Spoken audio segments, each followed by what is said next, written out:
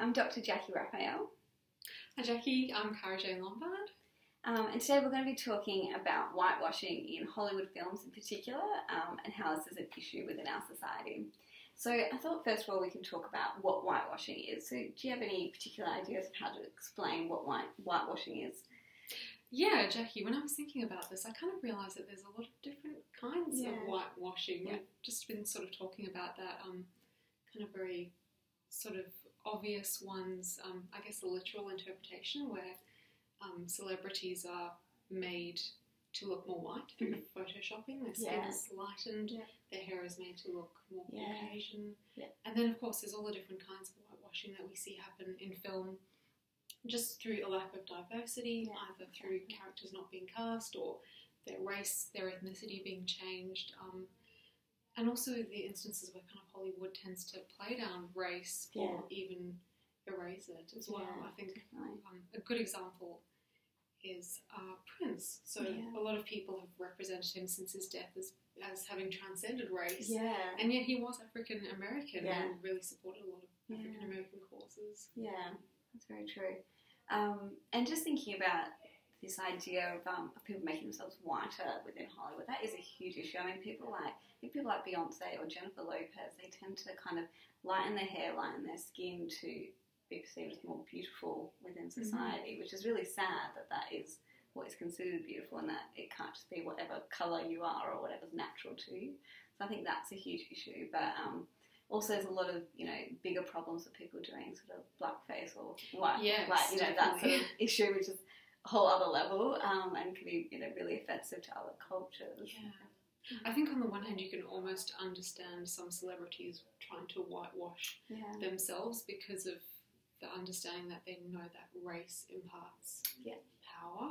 Yeah. But when we're doing blackface and yellowface and brownface, that's where we're really crossing a lot of lines. Definitely. And we wanted to talk a little bit about how it's represented within Hollywood films. So, can you think of any specific examples where you think it's done terribly and quite offensive to other people?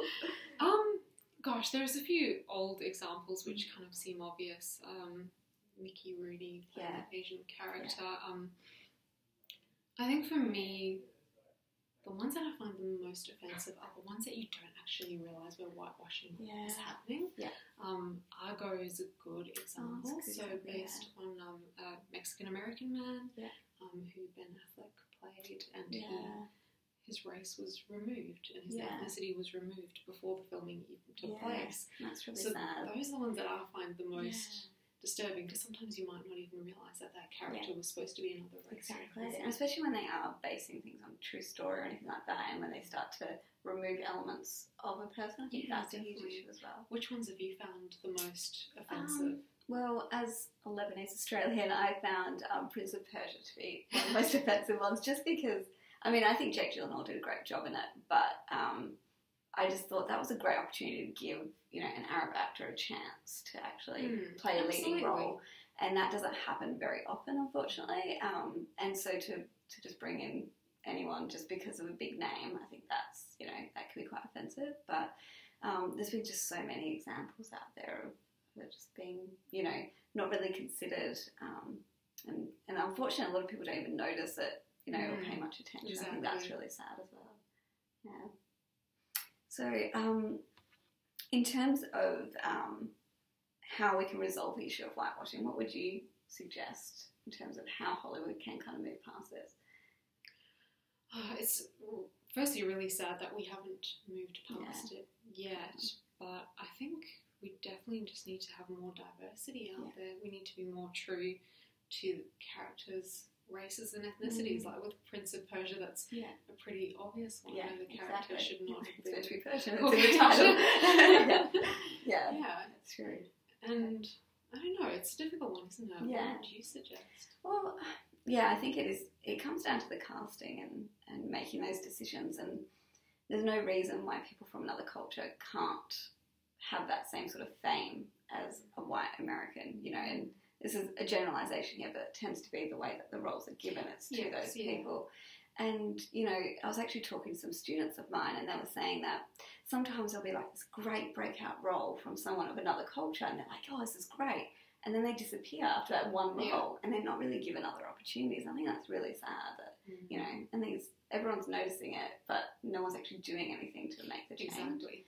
So I think it just comes down to, making those ethical choices of like, okay, well, this is what the character's meant to be. Why don't we find someone that's actually of that culture, and then, you know, and look like that. Not to say that people can't, you know, I mean, there's a lot of Australians that play Americans, a lot of Americans that play Brits, or, you know, that sort of stuff, and that's fine to prove your acting skills by putting on accents and changing it up, you know. But I think there's a difference between doing that and then just blatant whitewashing. And, definitely. Yeah, and I think if it was more equaled out, then it wouldn't be such a big deal, but it's certainly not. And, you know, I mean, Leonardo DiCaprio played a South African, which I thought was quite an interesting one. And how did you feel about that? I was okay with that. I'm from South Africa, but Leo can be South African. I think anyone would want to claim him. I guess there wasn't those kind of stereotypical aspects of the kind of culture being portrayed in a negative way, and maybe that's what the issue is with whitewashing, where we start seeing ideological things happening or things around power. Yeah. So him just putting on an accent and playing the character is a little bit different to, you know, a mixed race person or a white person playing somebody who is meant to be darker skinned or black. Yeah, definitely. And I think, you know, as you said, I mean, he wasn't transforming himself to look like another race. It was simply just putting on an accent and showing his acting skills in that way. And I think especially with Blood Diamond, I mean, they showed so many deep cultural issues there, which I think was great. So it definitely had the right messages in the film itself, which is refreshing to see. But going back to your question as well, I think, like you said earlier, we need to vote with our feet. Yeah. I think you found some research.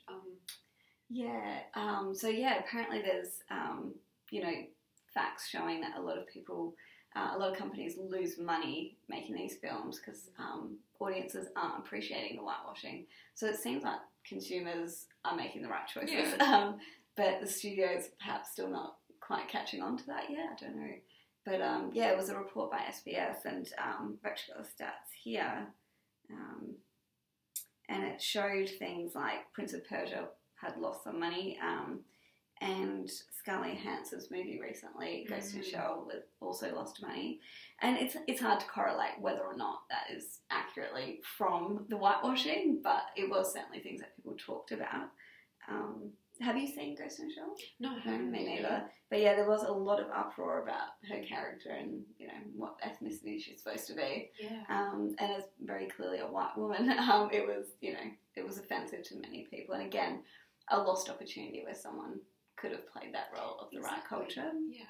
But it also showed things like Aloha also had lost a lot of money, and we spoke briefly about that, where apparently Emma Stone's character is meant to be of Hawaiian descent and have a cultural mix there, and that was not at all reflected, which is such an obvious difference. So I'm not sure why they went with that, but audiences did not react well.